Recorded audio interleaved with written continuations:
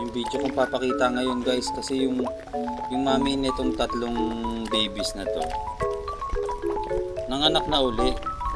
Kasalukuyang 20 days pa lang itong tatlong to. Nanganak na kagad si mami. Kaya iniwalay ko muna kasi nagugulo na yung kanilang panibagong baby ro, napakapakan nila. Eto, nilagyan ko na sila ng panibagong cage. Yan sila. Kakagawa ko lang nitong cage na to. Yan sila. Magmula doon, makikita nyo ron. Ayun. Yan yung kulungan nila. Yan. Hindi ko pa talaga to balak ilipat dito. Kaya lang kasi nakita namang aking anak na may anak na naman na bago. Kaya nilipat ko na to para hindi magulo, makapag-focus na siya dun sa panibago niyang baby na makapagpadede na maayos. Siyempre nilipat ko rito. Lalagyan ko siya ng bagong beddings dito sa kanilang new home. Ito. Lagyan ko na.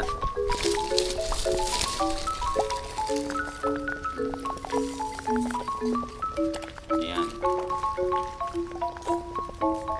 Dito na magiging tahanan nila para si mami makapag-focus na sa bago niyang baby. Para hindi maging malnourished. Kasi aagawan nila ng gatas yun eh. Dahil ito, mga dumidede pa to. Yan o, gusto pa tumakas itong isa. Yan o, umakyat o. Ito sa'yo, baba ka muna dyan. Tulak kita dyan. Ito tong baby na to guys. Yung isa, kaya naging tatlo na lang. Yung unang-unang anak, hindi niya na pinapadede. Kusang namatay. Tapos yung tatlong naiwan, kinain niya. Ito na lang tatlo natira. Ngayon, nanganak na naman siya.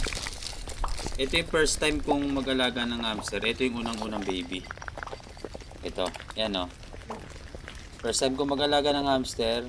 First time magka-baby yung hamster ko. Sobrang excited ako. Ganun pala. Talagang nagmamadali na kagad akong umuwi para makita. Ayan. Nadagdagan ko pa sila. From 7, naging 3. Ayan, makukulit. Iniwalay ko na kasi pwede na rin naman silang mili. Kumakain eh. Kasi kain na sila lahat. Ayan.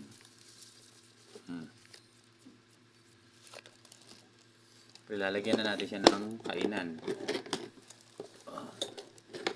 Yun natin. Ito yung magiging laging kainan nila. Lalagay ko rito. Ayan. Ito sa gilid. Pero kunin ko muna yung pagkain na. Wait lang. Ganyan muna kayo.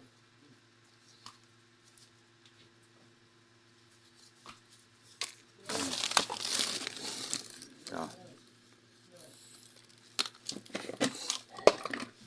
Ibibigyan ko sila ng mixed food. Ayan. Ito. Okay, nakita ba?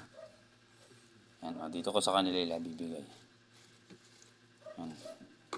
Hindi yung kamay ko ha. Yan ang kakainin nyo. Diyan na muna kayo.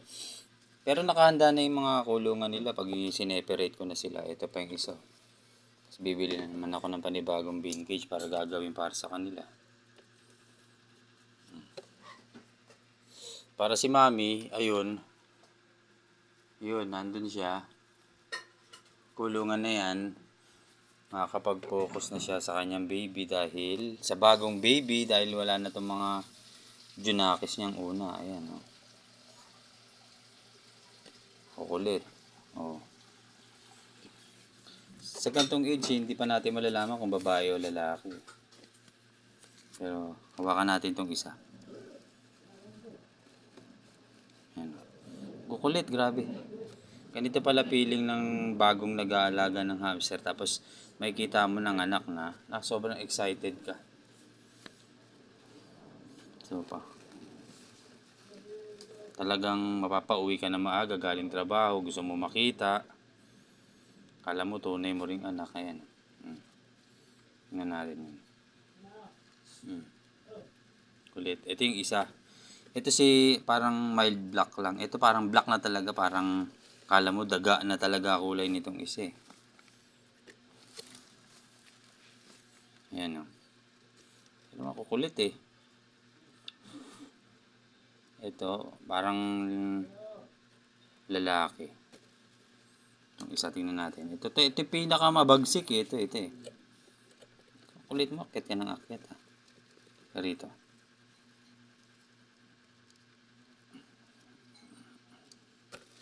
Talaga rito.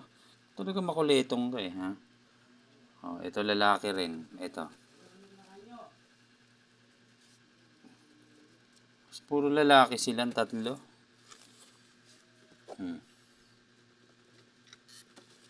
Kukulit. Oh, di ba? Makukulit sila pero guys nakakatuwa. Tatakbang ko na. Sa susunod na video, papakita ko sa inyo kung paano yung mga pagkain na napakain ko sa kanila. Yung tayo na lang ang gagawa. Pero pwede rin naman yung mga mixed food na nabibili sa online. Okay na rin yan. Pero ito parang puro lalaki. Sige, tatakpan ko na muna guys ha.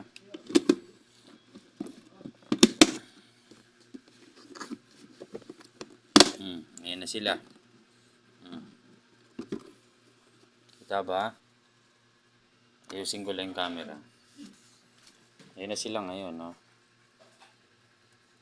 Wala pa palang tubig to. Lalagyan ko pa palang tubig. Okay.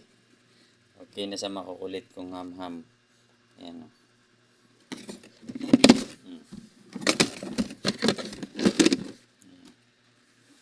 Yan sila.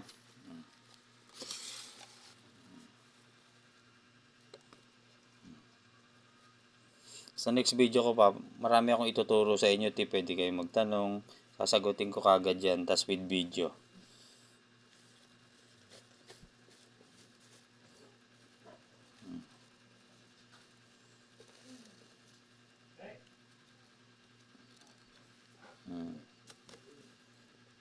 Narito, kukurutin kita. Makulit ka eh. Saka pa, tatakas ka pa. O, baba na. Bye, hanggang dito na lang guys ha. Susunod, papakita ko yung panibagong anak ni Mami Hamam. Susunod na video. Salamat sa inyo. Salamat.